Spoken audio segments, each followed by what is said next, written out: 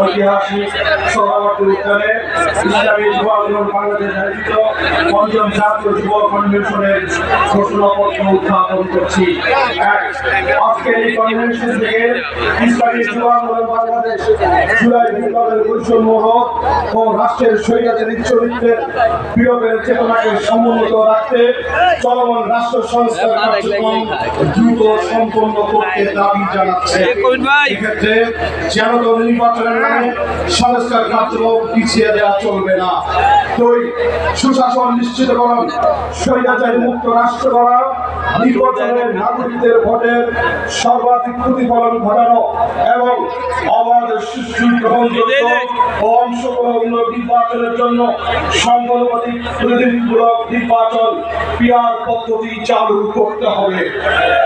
সর্বোচ্চ 2 বারের বেশি প্রধানমন্ত্রী বিধান না হওয়ার চালু করতে হবে।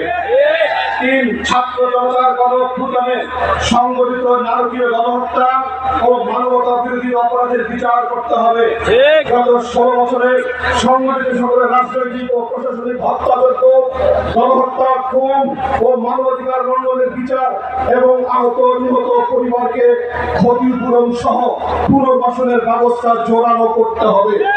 সেই সাথে দোষী সংগঠন ও তাদের রাজনীতি ও নির্বাচন থেকে স্থায়ীভাবে নিষিদ্ধ করতে হবে। 4, তদন্ত সাপেক্ষে সকল দুর্নীতিবাজ ও বিদেশের অর্থ পাচারকারীদের সকল সম্পত্তি ক্রয় করে রাষ্ট্রীয় কোষাগারে জমা করতে হবে এবং বিদেশে পাচারকৃত অর্থ ফেরত আনার কার্যকর উদ্যোগ গ্রহণ করতে হবে। বিগত সময়ে যারা ক্ষমতায় ছিলেন তাদের সম্পদের হিসাব দিতে হবে। সকল দুর্নীতি ও টাকা পাচারের শ্বেতপত্র প্রদান করতে হবে। সম্মানিত উপস্থিতি, আমাদের শ্বেতপত্রের আজকের এই ঘোষণাপত্রের আরেকটি পয়েন্ট হল বিশ্ব দরবারে বাংলাদেশের অবস্থানকে তুলে ধরতে ফিলিস্তিন সহ বিশ্বের যে কোনো প্রান্তের নিপীড়িত জনগোষ্ঠী ও বঞ্চিত জনপদের পক্ষে নিজেদের অবস্থান জানান দিতে হবে। বিশ্ব শান্তি, নিরাপত্তা ও সহযোগিতায় জাতিসংঘ, ওআইসি ও সার্কের মতো আন্তর্জাতিক, আন্তঃরাষ্ট্রীয় ও আঞ্চলিক সংস্থাগুলোকে কার্যকর ভূমিকা রাখতে হবে।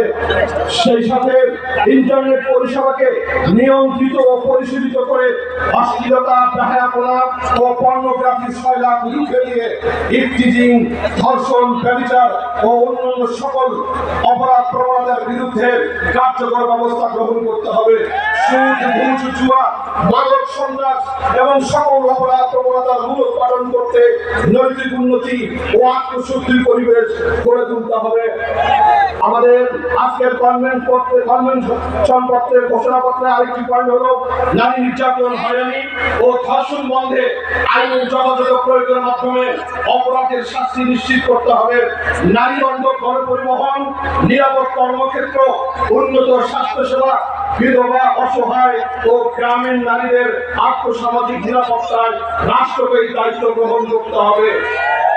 বেকারত্বের অভিঘাত দূর করতে কার্যকর কর্মসংস্থান সৃষ্টি ও উদ্যোক্তা তৈরির লক্ষ্যে ক্ষুদ্র ও কুটির শিল্প বিকাশে রাষ্ট্রীয় সকল আইনগত ও প্রাতিষ্ঠানিক পৃষ্ঠপোষকতা ও প্রণোদনার ব্যবস্থা করতে হবে।